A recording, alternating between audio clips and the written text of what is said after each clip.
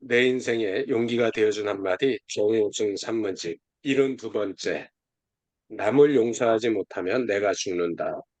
오늘 타이틀 제목이 되게 좋네요. 오늘은 김혜지 소장님이 먼저 읽으시고요. 이미옥 선생님 저 이렇게 읽도록 하겠습니다.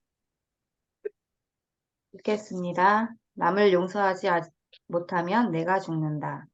한국 천주교 주교회의 주최로 열리는 사형제 폐지에 관한 세미나에 이야기 손님으로 초대받고 저는 아직 사형 폐지에 대한 생각이 정리되지 않았다는 이유로 초대를 거절할 수밖에 없었습니다. 뜻하지 않게 가족을 잃은 이들의 고통을 이해하지 못하는 상태에서 사형 집행만은 피해야 한다고 주장할 만큼 아직 제 생각이 정리되지 않았기 때문입니다.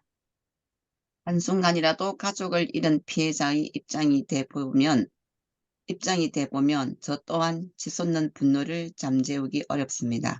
실제 피해자가 아닌 나만 해도 이런데 당사자들은 그 얼마나 분노에 치를 떨겠는가 하는 생각을 하면서 사형 폐지 주장을 거부하고 싶은 생각뿐입니다.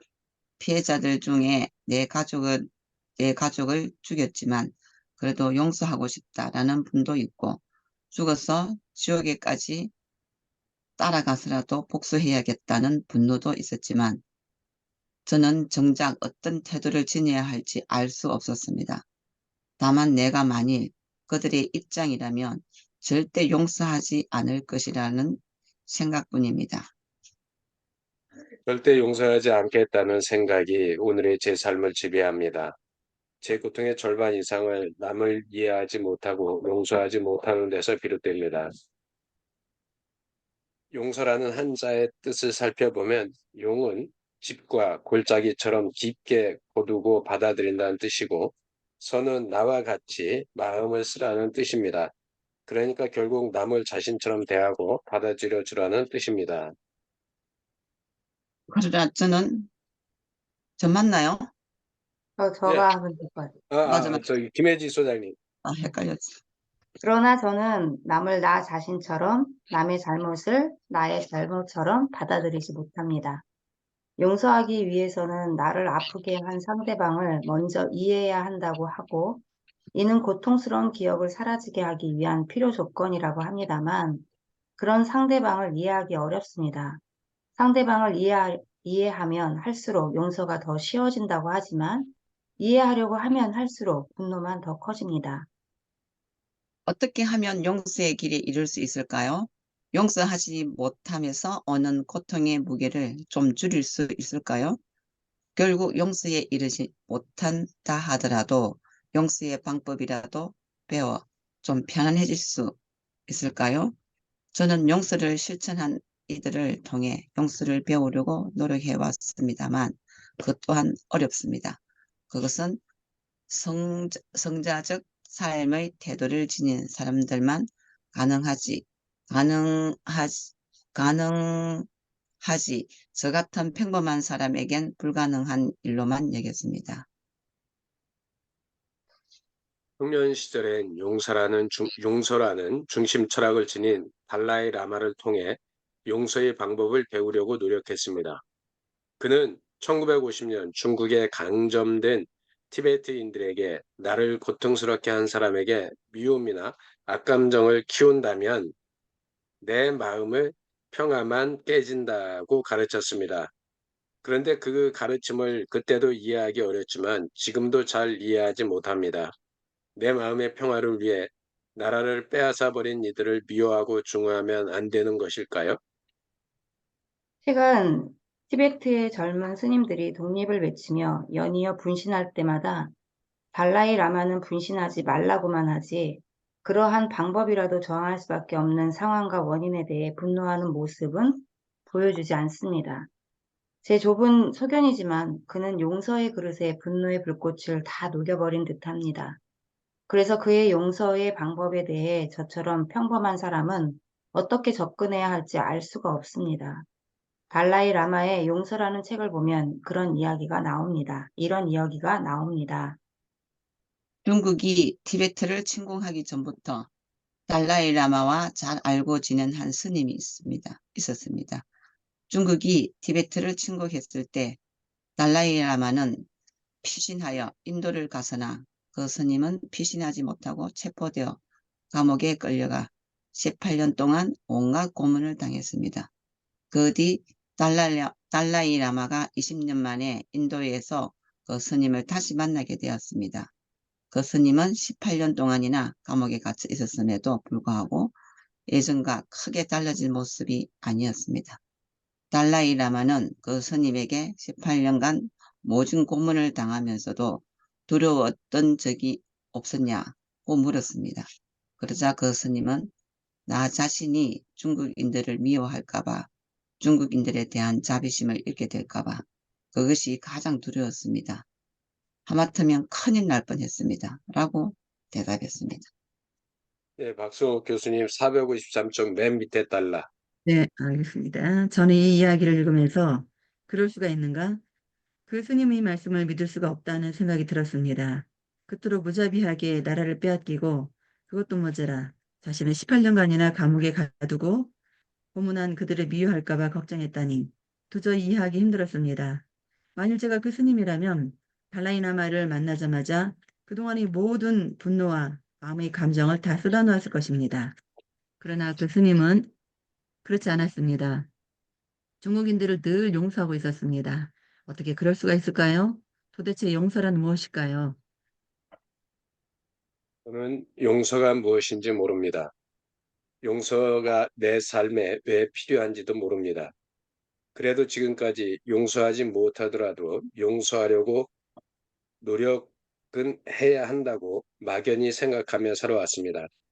그러다 어느 날 남을 용서하지 못하면 내가 죽는다는 말 한마디를 만나 내 인생에 용서가 왜 필요한지 너무나 쉽고 단순하게 이해하게 되었습니다. 아, 용서하지 못한다는 것은 결국 내가 죽는 길이구나. 용서한다는 것은 결국 내가 사는 길이구나. 그동안 나는 용서를 너무 어렵게만 생각하며 살아왔구나. 용서는 용서해야 할 대상을 위한 것이 아니라 바로 나 자신을 위한 것이었습니다. 남을 위해 내가 참고 희생하는 것이 아니었습니다.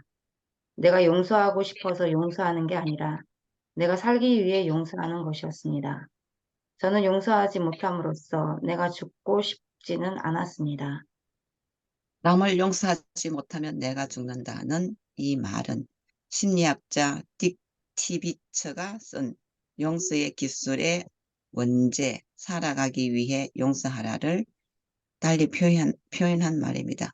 그는 10년 동안 다녔던 회사에서 해고당한 분노로 건강을 잃었다가 용서를 통해 회복한 경험을 바탕으로 그 책을 썼습니다. 삶이 불공평하다는 걸 먼저 인정하라고 합니다.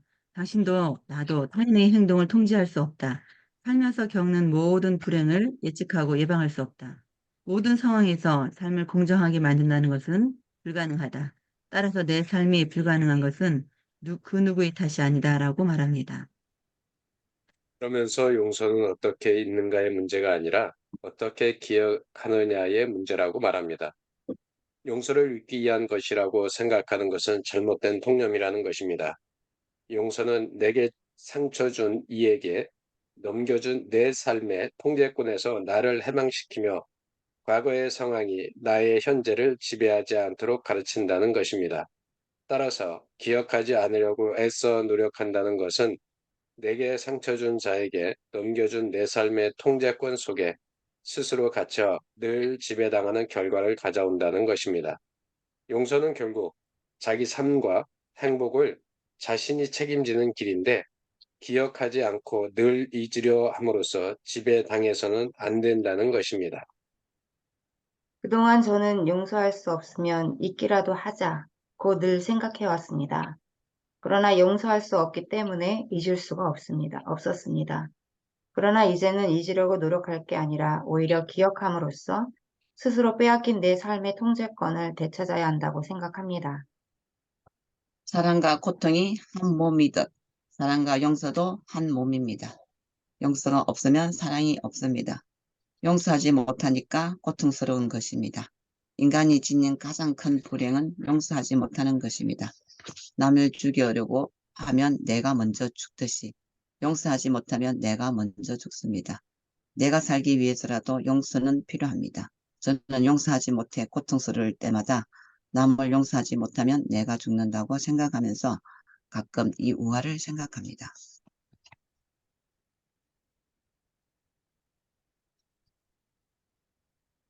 교수님. 두 친구가 사막을 여행하다가 서로 다투게 되었다.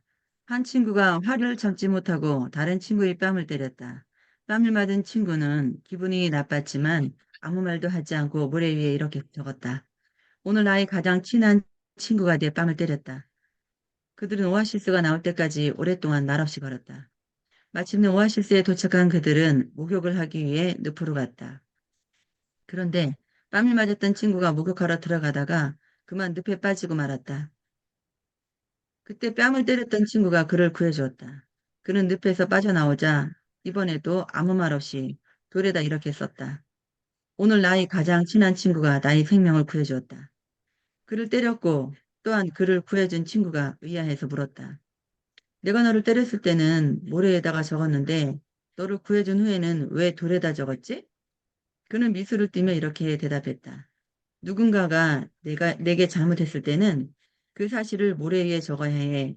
용서의 바람이 불어와 그것을 지워버릴 수 있도록.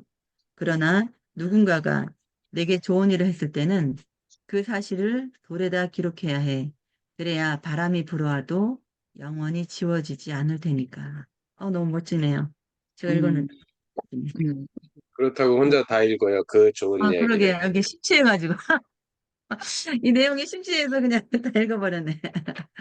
우리 아, 어느 날 우리가 이 시를 읽다가 혼자 읽으면 아까워서 반쯤 남겨주잖아. 오늘 완전히 그러니까. 아유, 진짜. 그러니까 그래서 반쯤 그냥, 남겨줄 줄 알고 기다렸더니 안 아, 혼자 다 남겨주더라고요. 먹었어. 혼자 다 그러게. 먹었어. 안에 웃어가. 오늘 이 내용이 진짜 마음에 너무 와닿는데요. 아니 우리 네, 옛날에 네, 그랬잖아. 마지막 단락이 진짜. 어, 그걸 제가 막 돌에다 뭐 적은 게 있는데 그때 우리 이런 내용 읽어 있었어요. 그 지워지지 않는 거. 아 친구하고 무슨 그거 할 때는 모래 위에다 새기고 맞아요. 뭐는 응. 돌멩이에다 새기를 해가지고 제가 그 돌멩이 학원에 가면 내 사무실 옆에 그 돌멩이에다가 네임펜을 막 적어놓은 게 있는데 갑자기 기억은 안 나고 그 생각이 난다. 되게 아 긴 문장인데 엄청 짧게 느껴졌네, 내가. 그때. 그렇네. 우리도 듣다 보니까 이 긴 내용이 그냥 그 네. 끊기기 싫은 거. 누가 그냥 그런 느낌. 아, 잘하셨습니다. 음, 음, 맞아요. 저는 이거 아까 그 읽으면서 응, 사형제도 있잖아요. 사형제도 읽으면서 우리 가끔 한 번씩 자기 아들을 죽였는데 그때 손정환 목사인가? 분이 자기 아들을 죽인 사람이 사형에 집행이 돼야 되는데 사형 자기가 그 철회해달라고 얘기하고 그 사람을 두 아들을 죽였는데 그 사람을 아들로 삼았잖아요. 양자로. 진짜 생각이 너무 났어요. 이 내용 들으면서. 응, 그렇게 하기 쉽지 않은데. 원수잖아요. 어쨌든 간에 나를, 내 자식을 죽인. 그런데도 용서라는 자체를 아무나 할 수 없다라는 생각이 들어요. 용서라는 것. 응. 진짜 이제 이런 책을 읽고 우리 이런 내용을 뭐 자꾸 용서 이런 것도 우리가 많이 접했잖아. 내용 좀 말은 다르지만 결국은 용서하라는 거. 네. 저도 그때 왜 그 막 좀 분노 느껴가지고 막 내가 막 화를 참지 못해갖고 진짜 그 시간이 지나니까 그 경험했던 경험이 이제 그런 일을 당하면 이제 음, 충분히 용서도 하겠고 요래 위에서 내려볼 수 있을 것 같고 아이고 그래 막 일이 될 것 같은데 그때는 10년 전에는 제가 진짜 막 분노하고 열을 내고 참지 못해가 뛰쳐나가고 야 그 경험이 진짜 몇 번 되새겨지네요 자꾸 이제는 난 얼마든지 용서할 수 있을 것 같고 이제는 참을 수도 있을 것 같고 얼마든지 말로 풀어 나갈 수 있을 것 같고 음. 그런 지혜가 생겼는 것 같아. 아니, 시간이 지나면 누그러짐 때문에 아마 그렇지 않을까, 그죠? 열이 막 그때 당시는 막 스팀이 올라가고, 그런데 시간이 조금 지나면 이게 스팀이 쭉 빠지면서 이 응. 분노 막 이런 것들이 좀 가라앉잖아요. 시간이 해결해 주지 않은가라는 생각이 들고. 음, 시간이 해주고 지금이라도 누구로 톡 꺼내면 참 그래도 올바른 생각으로 막 싸웠던 거 비굴하지 않고 다 그래도 진짜 내 편이 되었다는 건 나는 그것서 되게 힘을 또 얻어요. 진짜 지난 얘기 내 얘기지만은 같이 옆에 있었던 사람 누구라도 이야기 꺼내도 맞지 그작 하면서 막 이렇게 또 막 그게 참 좀 뭐라고 해야 되지? 올바르게 싸웠다는 거. 그걸 다 내 편이 지나고 보니까 내 편이었다는 거. 내가 생각이 옳았다는 거. 이게 또 은연중에 힘이 좀 되는 것 같아요. 음, 그러니까. 이게 나를 고통스럽게 하는 사람에게 미움이나 악감정을 키운다면 내 마음의 평화만 깨진다라고 그렇게 음. 가르치고 하는데, 뭐, 티베트인들에게, 음, 그게 쉽지 않는데, 이걸 가르친다고 그게 될까, 그쵸? 내 마음에 막, 이게 분노하고 막 이런 게 올라왔는데, 참 쉽지 않은 것들을 가르쳤다라는 게 참 대단한 그게 것 같아요. 이게 처음부터 우리가 이런 거를 용서 못해요. 다 누구 사람들. 저는 그렇게 생각한다. 진짜 우리가 책을 매번 읽고 이런 내용을 막 네 얘기를 들으니까 이래야 되겠구나라는 생각을 하는데 용서는 결국 자기 삶과 행복을 자신이 책임지는 길인데 음, 이제 겨우 이해를 하게 되는데 처음에 어떻게 이해가 되겠어요? 맞아요. 응. 원수를 사랑하라고? 아이고, 원수를 어떻게 사랑해? 그러니까. 그래서 아, 저는 용서라는 게, 어떤, 음, 네, 그러니까 저와의 관계가 있으면, 저하고만의 관계가 있으면 괜찮을 것 같은데, 그, 그 세대와 관련된 상황, 내 자녀, 어떤 사회적인 우리 다 그 마음 가운데 정의감이라는 게 있잖아요. 우리 각자 마음에는. 그러니까 어떤 나만의 관점이 아니라 그걸로 인해서 다른 사람에게도 영향이 갈 정도의 무리수가 된다 그러면 그거 용서하기가 좀 쉽지는 않을 것 같아요. 제 생각에는. 그렇습니다. 그러니까 이게 저는 그렇게 생각해요. 여기서 뭐 달라이 라마가 어떻게 했든 뭐 했든 결국 그 누군가는 어, 싸워야 하고 그리고 달라이 라마 같은 사람들이 풀어야 되는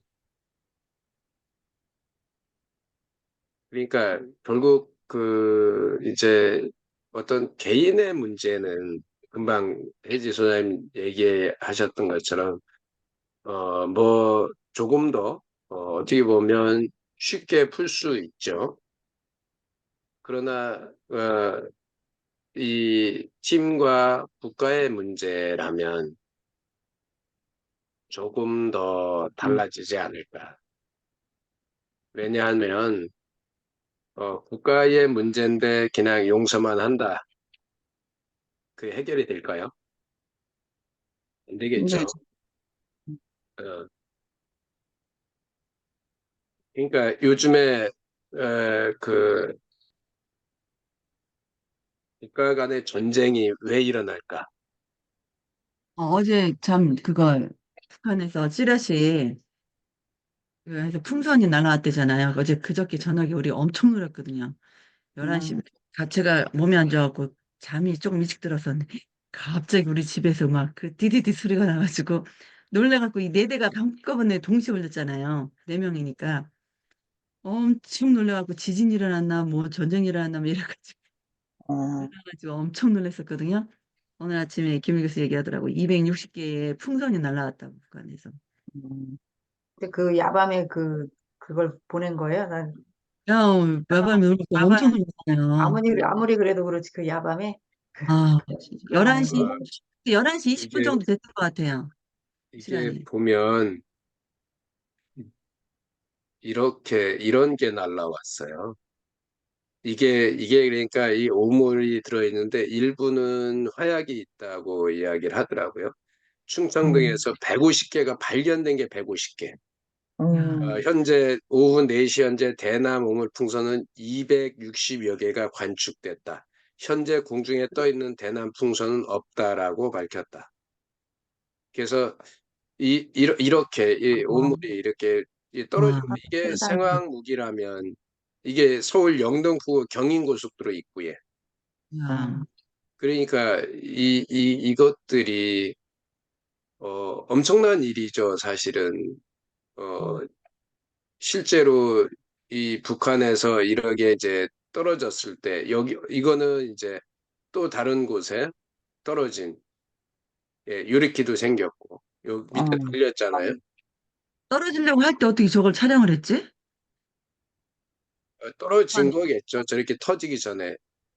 그러니까 이거는 이제 또 이렇게 밭에 아, 예, 떨어져서 매달려 있는 거구나. 그 공기가 그렇죠. 있으니까. 풍선이 안 터져 있으니까 그러니까 지금 이런 게 이렇게 매달려 있는 거죠. 이렇게 밑에는 이렇게 생겼고 그러니까 어, 이제 이게 이거 뭐 뱀이 있어. 하여간 이런 일들이 있으니까 어제 크리키 난리 쳤나 그랬더니 저런 게 어, 있더라고요. 그러니까 아까 그 우리 저기 이 정우성 작가도 이야기한 것처럼 한순간이라도 가족을 잃은 피해자 입장이 돼보면 저 또한 치솟는 분노를 잠재우기 어렵지 않을까. 그리고 국가를 뺏긴 사람들, 우리나라가 독립할 수 있었던 이유 중에 하나는 우리는 끝까지 독립하는 순간까지 항쟁을 했잖아요. 투쟁을 했고, 세계 역사에 독립을 한 나라가 끝까지 투쟁하지 않은 나라는 하나도 없어요. 어느 나라도 그냥 돌려받은 나라는 하나도 없더라고. 그러니까 이제 이게 이제 우리가 받아들일 때 용서라는 게 그런 그 상황에 따라서 용서해야 되고 투쟁해야 되고 뭐 어떻게 보면 혜지 소장님이 얘기했던 그런 부분들이 더 크지 않을까. 그래서 가족의 문제라면 사람들이 진짜 용서하기가 더 힘들지 않았을까. 그러니까 어떻게 보면 정우성 작가도 사형제 거기에 패널로다가 거기 게스트로다가 나와 달라고 할 때 그 쉽게 선뜻 나서지 못하는 그런 이유도 그런 게 아니었을까라는 생각을 해보게 됩니다. 저도 참 그렇게 쉽지 누구 않은 것 입장이 같아요. 되, 누구 입장이 되겠 누구죠? 그럴 때. 그러니까요. 455, 그러니까 우리가 죽이지 않은 사건이라면 모르겠지만, 그쵸. 네, 소장님. 네, 455쪽에 보면 이제 그러면서 용서는 어떻게 있는가의 문제가 아니라 어떻게 기억하느냐의 문제라고 말합니다. 요거 읽으면서 생각나는 게 제가 이제 팀 빌딩 할 때 와 지금까지 딱 2명의 팀원들이 잊지를 못하겠는 거예요. 그러니까 나를 화나게 한. 근데 이제 첫 번째인 사람은 처음으로 이제 막 그런 경험을 처음 한 거죠. 이 분노가. 그러면서 한 달 동안 진짜 말을 안 했거든요. 근데 결국 헤어질 때는 좋게 좋게 헤어졌어요. 근데 그런 경험을 통해서 이제 쌓아가는 거죠. 사실 그런 경험이 없이 지나가는 사람은 없을 것 같고. 그리고 이제 두 번째는 이번 주에 6월 달 점심 팀 회식을 하려고 날짜를 잡으려고 이제 팀 미팅에 날짜 조율을 하고 있었는데 제가 이제 프로 발표 때문에 다음 주까지는 좀 하지 말고 두 번째 주에 하자. 두 번째 주에 언제가 괜찮을까? 이렇게 했는데 딱 그분이 이제 무슨 요일 이제 대부분 이렇게 얘기하는데 딱 그분이 저는 첫 주 화요일밖에 안 돼요. 딱 그러는 거예요. 다들 그런 거 있지. 싫어해. 그러니까 말이 저 어떡하죠? 뭐 이런 게 아니라 저는 딱 요 날밖에 안 돼요. 뭐 어떡하라는 거야, 그러면. 그래가지고 제가 그냥 다들 시간 그때 어때? 했더니 이제 소장님 많이 바쁘다면서요. 했더니 뭐 점심 먹는 건데 뭐 일정 괜찮으면 요 날로 잡아도 되고 그냥 그렇게 해서 잡았거든요. 배려가 없고 참 이렇게 말투도 그렇고 참 저분은 저렇구나. 내가 용서하고 안 하고를 떠나서 조금 이제 측은지심 같은 게 생겨요. 왜냐면 주변에 사람들이 없거든요. 그분 음, 주변에. 그래서 참, 참 좀 그렇더라고요. 그래서 제가 그런 경험을 하면서 이제 팀의 리더니까 아무래도 말을 한마디씩 더 건네는 거잖아요. 얘기하기 싫지만 저도 얘기하고 싶진 않거든요. 근데 뭐, 이번에 업적 잘 넣으셨더라고요. 고생하셨어요. 말 한마디라도 해야 될 거 아니에요. 그러니까 기계적으로. 교수님이 얘기하시는 기계적으로 나도. 그래서 이제 그런 치레를 하니까 막 활짝 웃으면서 이제 얘기를 하는데 그런 걸 통해서